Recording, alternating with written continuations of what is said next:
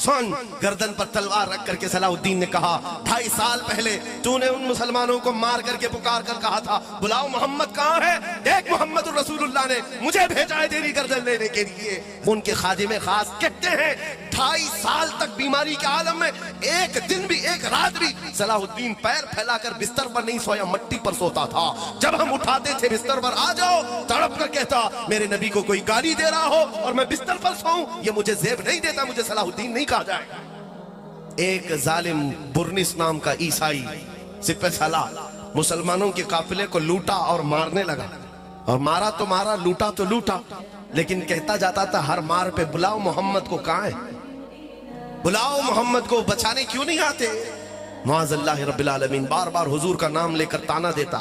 وہ مسلمان مارے گئے، لوٹے گئے۔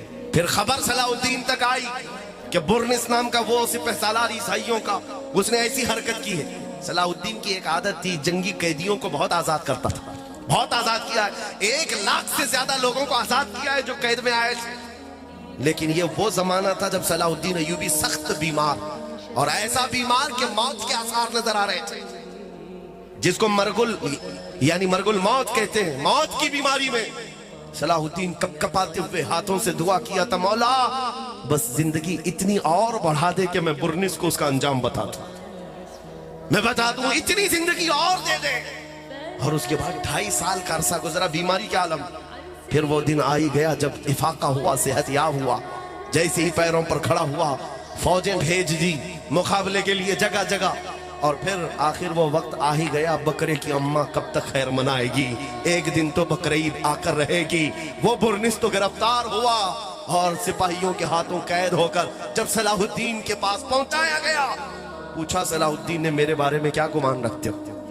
کہا تمہاری تاریخ ہے، تم نے بڑے بڑے ہمارے قیدیوں کو معاف کیا ہے، آزاد کیا ہے، میں بھی یہی امید رکھتا ہوں۔ صلاح الدین نے کہا ہرگز نہیں، میں نے ہزاروں کو معاف کیا ہے، لیکن تجھے اگر معاف کر دیا تو اللہ کا عذاب آ جائے گا۔ سن، گردن پر تلوار رکھ کر کے صلاح الدین نے کہا 2.5 سال پہلے تو نے ان مسلمانوں کو مار کر کے پکار کر کہا تھا بلاؤ محمد کہاں ہے؟ دیکھ محمد الرسول اللہ نے مجھے بھیجا ہے تیری گردن لینے کے لیے۔ عزیزان گرامی وقار، اس عاشق رسول کی زندگی پڑھ کر آنکھیں اس وقت بھیگ جاتی ہیں۔ برنس کو تو اس کے انجام تک پہنچا دیا، لیکن اس کے بعد لڑکھڑاتے قدموں سے پہلے بستر پر آ کر سو گیا۔ ان کے خادم خاص کہتے ہیں 2.5 سال تک بیماری کے عالم میں ایک دن بھی ایک رات بھی صلاح الدین پیر پھیلا کر بستر پر نہیں سویا، مٹی پر سوتا تھا۔ جب ہم اٹھاتے تھے بستر پر آ جاؤ، تڑپ کر کہتا میرے نبی کو کوئی گالی دے رہا ہو اور میں بستر پر سوؤں، یہ مجھے زیب نہیں دیتا، مجھے صلاح الدین نہیں کہا جائے۔ یہ ایمان تھا۔